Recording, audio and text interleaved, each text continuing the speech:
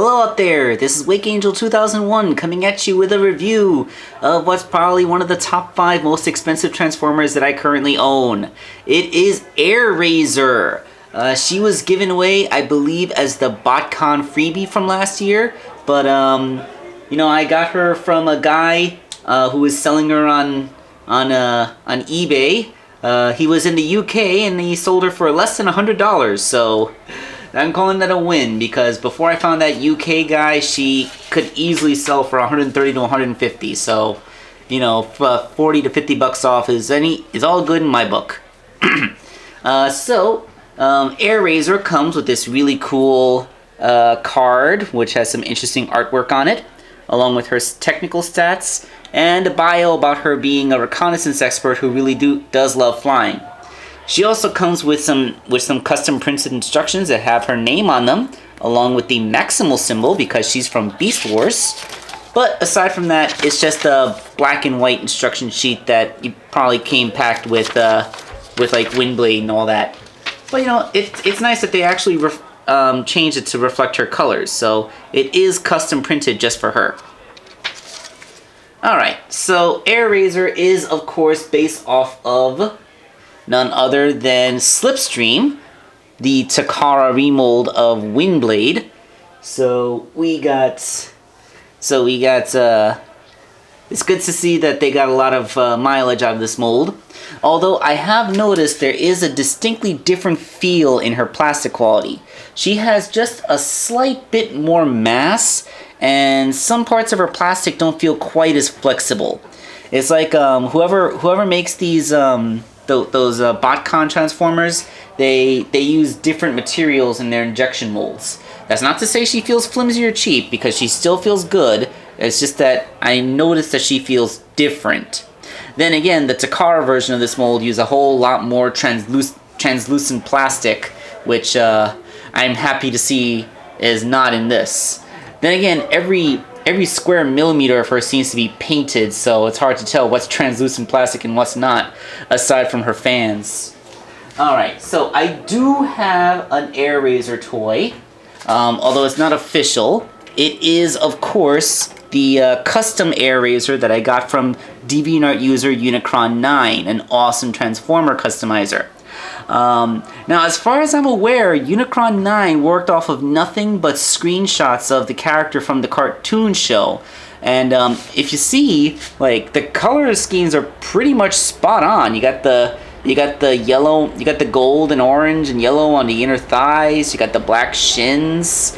Like, yeah, like he really did nail Airazor's color scheme, and it's nice to see something somewhat official to compare it to.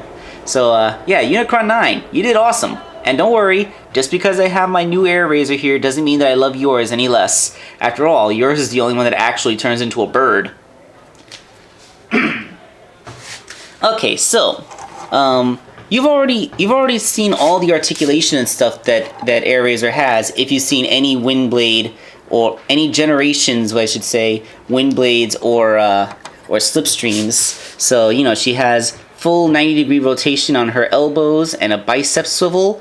She has wrists that swivel, although it's a shame she doesn't come with the sword. Her arms can move out and all around, although you can move her wings back in several different ways. Let's get that up a little bit. Yeah. Whoosh. Her wings are on a whole bunch of joints, so you can move them out of the way to free up her arms to go in any direction. And her shoulder pads can fold down to allow her arm to go out farther. And although they do clip a little bit into architecture, which is why it's good that you have wings that can rotate around to give her arms room for when these shoulder pads get in the way. So since the shoulder pads are so movable, they clip, but they can also move out of the way, so I'm not going to count it as interfering with her movement. Whoosh. She has a hinge just below her neck and a ball joint on top of that, so plenty of head movement is available. She has her waist joint, just as the mold always has had, ball jointed hips with a thigh swivel right underneath them, and a really solid 90-degree knee, nothing at the feet, although She still has that thing with the heel, with her heel that can accidentally be bent inward too easily, but as you can see, it is significantly stiffer on this version of the mold. I think either they cast the parts slightly larger or they use a plastic that has more friction. So because of that, she's a lot easier to get standing without having to worry about her heels collapsing. And that's a good thing. Alright, so with the articulation out of the way, really the whole claim to fame for this guy, this lady here, is of course going to be her color scheme. Because if anything, they just had to nail the Airazor color scheme. And I think they did a pretty good job. You see that up in her head, she has, it's Slipstream's head still, but the shape of her head actually works pretty good for that bird helmet motif that they had going on. Then below, you see that she has all the wavy lines to represent the feathers that her bird mode would have had. On the back, I can't hold the figure and zoom at the same time. On the back, you can see the wings have been given the black with the leading edge being beige, again, to evoke the bird scheme. Her torso, it still has the fake cockpit window from Slipstream, and then you have the orange midriff. Like I said when I was comparing it to the custom I got, the thighs have that a triple layer paint job, 3 different paint colors used. That's actually pretty impressive. And then down onto the feet, they got the striping on there, kind of to imply bird claws. So yeah, it's all still good. This is just a really, really great repaint. So yeah, if your opinion on this mold is going to be the real deciding factor. I always loved it, even back when it was a Windblade's original body. So I really do love this mold. I think it's a great female jet transformer, and it's just really good looking. And this color scheme, you can tell a lot of work went into it, which is really impressive considering that it was supposed to be the con freebie. But then again, I guess just because it was a con freebie doesn't necessarily mean that they're gonna skip out on the effort. And yes, her little cannons are removable. It said in her description that she has hidden blades as well as her cannons. Are these things on her arms supposed to be the hidden blades? Because she doesn't come with Windblade's sword, which is a shame. Like, any sword you could have packed her in with, although Windblade's probably would have been the most logical choice. Alright, so let's get her into plane mode so we can see if these awesome detailings translate there as well as they do here. And there we go. Now, I gotta say, this is probably just because it's a limited run figure with which had fewer copies of it made than most, but she has really weird plastic tolerances. When I'm messing around with her in robot mode, nothing on her feels loose or fragile or anything, but then when I transform her, there's just like, things pop off. She has her shoulder armor, which forms these sides of the jet here, they come off really easily, especially the one on the right shoulder. And one of her feet, when I rotated it on its peg, it just slid right out. Like, it doesn't feel like it's gonna fall off in robot mode, but when I rotate it, it just comes right out. I had to actually just put it back in plane mode orientation. I mean, there's probably just little micro imperfections that a mass production run might have cleaned up, while a limited production run doesn't have enough units to get rid of. But yeah, she still holds together pretty decently in either mode, even if there's a little bit of hiccups getting from one to the other. And her paint job in plane mode still holds up pretty good. I mean, there's always going to be that big hole right in the middle of the jet, which is just an inherent flaw of the mold itself. But yeah, everything is really unified. I mean, with her entire back being black, you don't have that problem with having a pair of legs sticking out of a sea of black, because everything is now blended in, except for her little feetsies. And in this form, I can kind of see them as being extra little propulsions. Just use your imagination, folks. And a pair of feet sticking out is better than a pair of entire shins. Like, every time I try to get this hand to go in, though, it makes the wing want to pop out.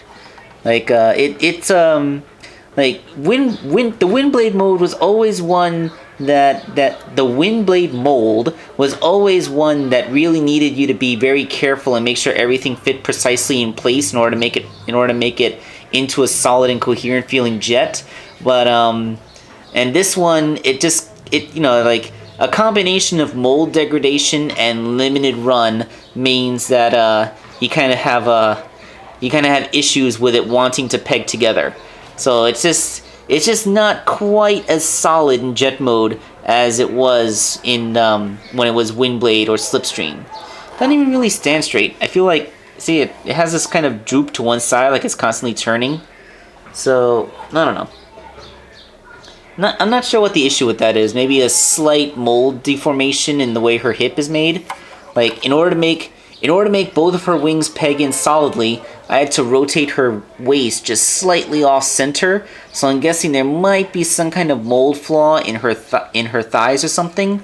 But aside from that, like I said, because of the limited run, there's just a little bit of plastic tolerance issues, but none of them are deal breaking.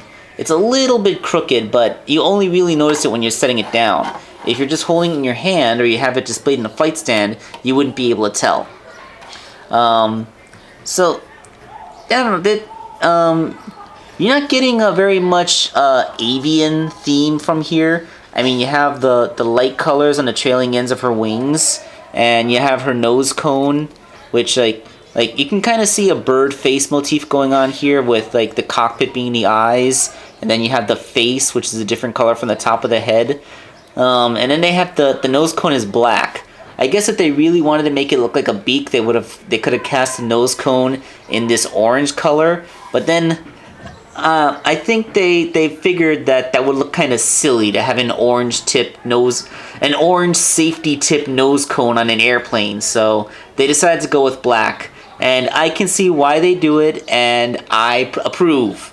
I like the black nose cone better than a yellow nose cone, because just to make a plane look more like a bird, you do not have to make it look completely silly. So, in plane mode, there is nothing inherently wrong with this deco for plane mode. It just doesn't really evoke bird so much. But that's okay, because you really get this for the robot mode, because the robot mode is where it really shines in looking like Airazor. And that's Airazor. So for everyone who was fortunate enough to get this figure at BotCon, I envy you, because you got her for, just for buying your passes, while I had to spend a huge aftermarket markup.